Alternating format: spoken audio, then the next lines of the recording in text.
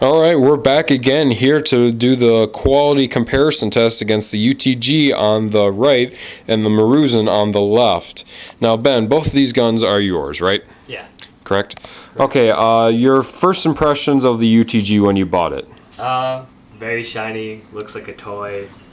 But first starting weapon, never played airsoft before, it was a good place to start. But it didn't really impress me all that much. All right, what were the problems you had with UTG? Came broken to start with.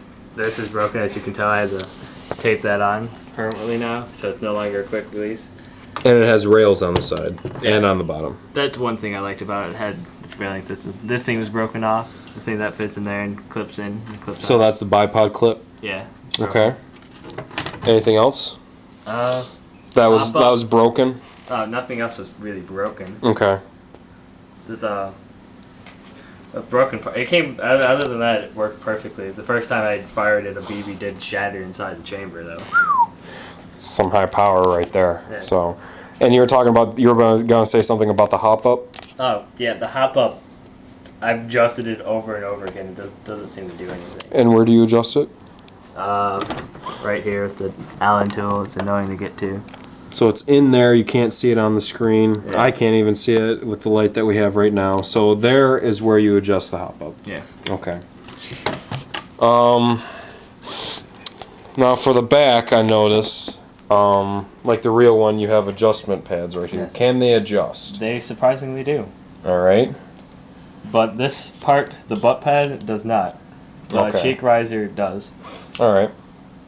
So, okay, so far, shiny body, Very shiny. very shiny body, came broken, have to tape that, hard to adjust the hop up on that, and you can't adjust the back pads, but you can adjust the cheek riser. Yes. All right. Good start off gun. Oh, what about the paint itself? The paint itself, as you can see, it's glossy already. But in some spots where I hold it, like here, it becomes, it wars away, and then it gets on your fingers, and the gun becomes sticky. Mm-hmm. Okay. Well, I think that about does it for the UTG. Oh, and you also did a mod where you just did paint the tip. No, the tip can't. There was a plastic piece on that, and that popped right off. Okay, so it just pops right off. And did you do a silencer adapter for that? No, but I have a silencer adapter. It does fit. The Marusin does fit on the UTG. Mm-hmm. I know that's a lot of questions for most people. Okay. So, all right, that's it for the UTG now. Yes. Now we move on to the Marusin. Let's kind of move it up front. Right. Get some light into it. All right. You're now looking at the UTG. This is just new. Got it today. Yep. First impressions of the Marusin L96. They actually use good paint and good looking metal like this. It's all solid black compared to the UTG, which is this weird gray. The gun itself is actually the OD color. Like this one said it was, but clearly it's not. It's shiny. This one's actually looks like it's a military weapon. Mm-hmm. Not where this one looks like it's a child's toy. It's very flat. We have some sun reflecting off of it. Off the two, you can see the reflection off the UTG, whereas the Marusin, you have the flatness of the OD green that's painted on, which is also very good paint quality. Right. Have we adjusted the hop up yet, Ben? No, we have not, but as far as I can tell, it's the same thing. Hard to get to. Exactly the same distance and difficult to get to, it looks like. Okay. What about the bipod mount? Didn't come broken. Okay. Right. Easier to put on, you would say? Yeah, a lot easier to put on. It has a button here, which I'm assuming this one has a button on it, but came broken, so I never knew. Okay. How about the stock? The stock is fully adjustable here, and you can remove one of the plates here, or two of the plates, make it go really close to you. And the cushiony of this part, the rubber here, is actually like a nice rubber. It actually like feels cushiony compared to this one, which is hard and almost seemed like of the thin rubber on hard plastic. Okay. Where this was probably actually all rubber. Okay, cool, very nice. Now comparing the two on pulling back the bolt, how does that compare? This one's smooth, very easy. This comes right back, right forward. And when you pull back the back, you have an indicator that it's pulled back already with this firing pin is back. Okay. Compared to this one, which is extremely hard to pull back. All right, it's cocked, and there is no. No firing pin, no indication that's already been cocked. All right. All right.